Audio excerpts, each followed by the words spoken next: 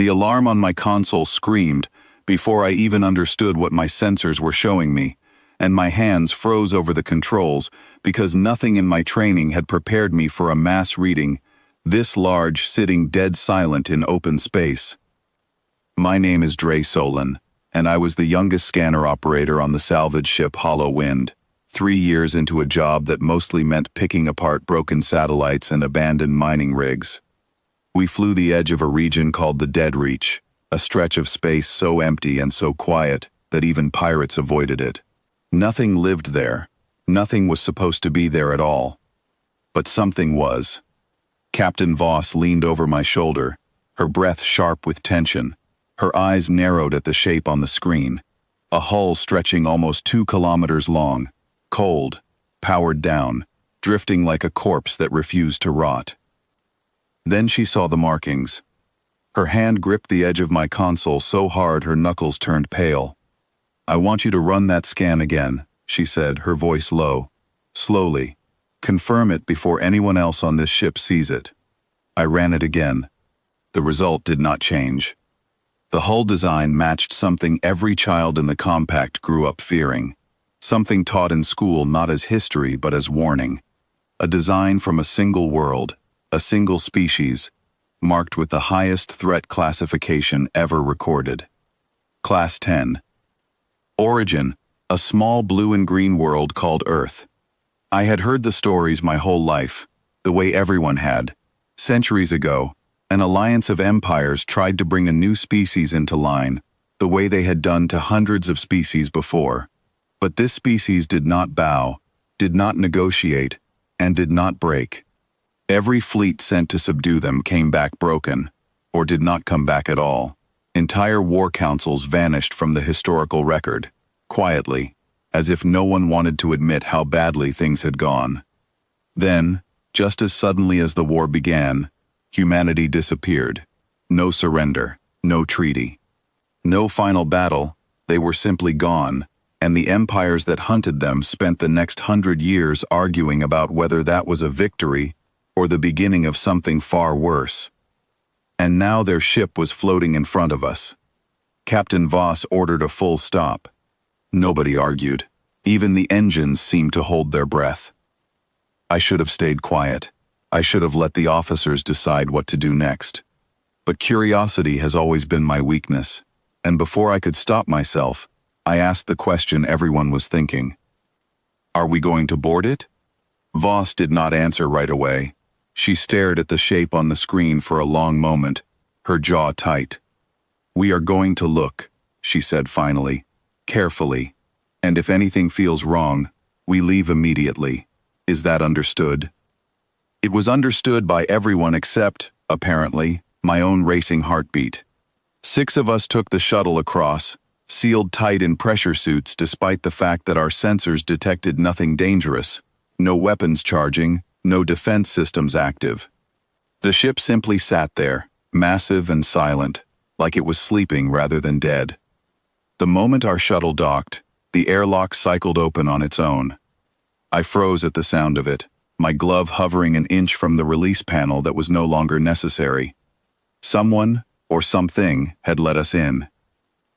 Voss motioned for calm, weapons ready. Move as one unit. No one gets separated. We stepped into a corridor lit by a soft amber glow that had no business still working after however many centuries this ship had been drifting. The air recyclers hummed faintly above us. Life support was active. Somehow, impossibly, this ship still had power. The walls were lined with things I did not expect from a warship. Photographs. Actual printed photographs, curling slightly at the edges, showing faces I had never seen before. Ordinary faces, smiling under a yellow sun on a green field. Children, families.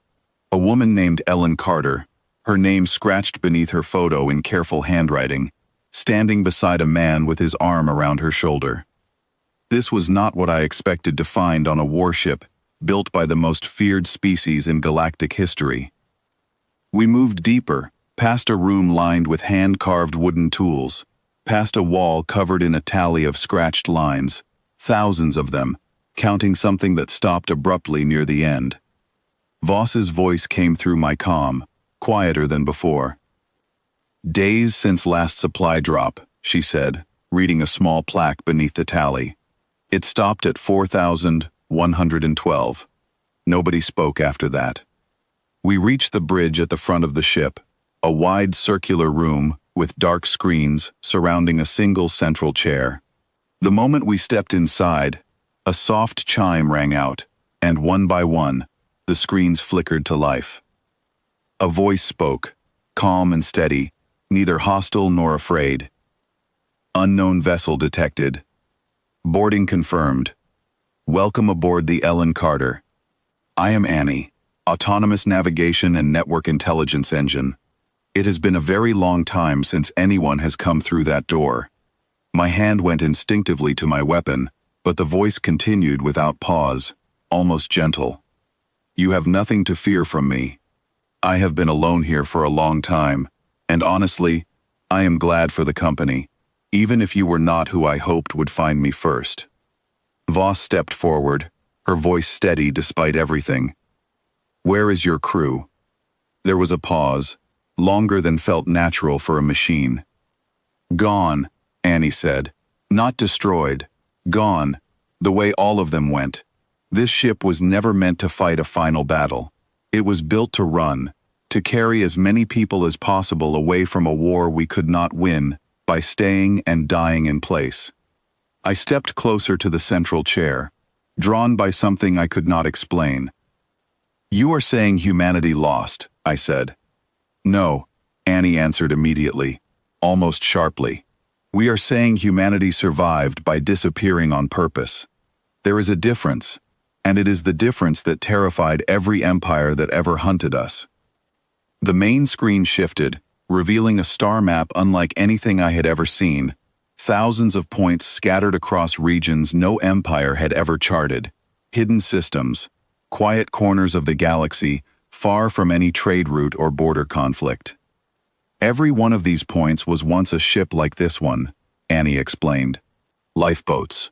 When the war turned against us, we did not send our strongest ships to die gloriously in one last stand. We scattered. We hid our children, our families, our seeds and our history, across 1,000 worlds no one else wanted. And then we went quiet, and let the galaxy believe whatever story made the empires feel safest." Voss's breathing had gone shallow beside me. I could hear it through the comm. "You have been out there this whole time," she said. "Watching. Waiting," Annie corrected gently. "There is a difference in that too." I turned to look at the photograph still glowing faintly on a nearby screen. The woman named Ellen Carter, smiling under a yellow sun, her arm around a man whose name I had not yet learned. A child laughing somewhere just out of frame. "Why show us this?" I asked. "Why let us in at all?" "Because someone was always going to find one of us eventually," Annie said. "And when that happened, I wanted it to be a chance for understanding, not another chapter in a war none of us wanted in the first place. My crew did not fight because they hated anyone. They fought so that the children in the escape pods would have enough time to disappear." Nobody on the bridge spoke for a long moment. Even Voss, who had spent her whole career staring down dangers most people never saw, seemed unsure of what to say to a machine that spoke less like a weapon and more like a memory keeper standing guard over a family it had lost. Finally she straightened, her voice returning to something like command. "We are leaving," she said. "Now. Everyone back to the shuttle." I hesitated only a moment longer, my eyes still on the photograph. "What happens now?" I asked Annie quietly, almost afraid of the answer. "That depends on what your captain reports," Annie said. "But if you are asking what happens to humanity, the answer is simple. We keep waiting. We keep growing, quietly, on worlds no scanner has ever mapped. And one day, when we are ready, or when we are needed, we will not need to hide anymore." We left the way we came, the airlock sealing gently behind us, the ship's lights dimming back into that same patient, waiting silence it had held for centuries before we arrived. On the shuttle ride back, nobody spoke.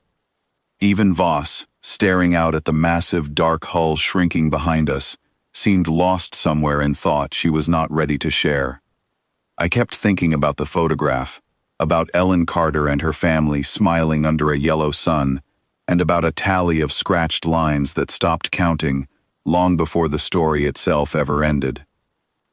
We were taught that humanity was a threat because they refused to be conquered. Standing on that ship, surrounded by handwritten notes and family photographs, and an AI that sounded more like a grieving friend than a weapon, I understood the truth was far simpler and far more unsettling. They were never trying to conquer anyone.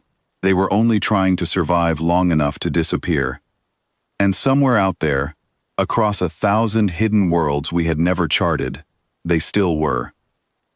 As our ship powered up its engines and turned away from the dead reach, I found myself looking back one last time at the fading shape of the Ellen Carter, and for the first time in my life, I was not afraid of what we might find drifting out there in the dark. I was afraid of what might already be watching us leave.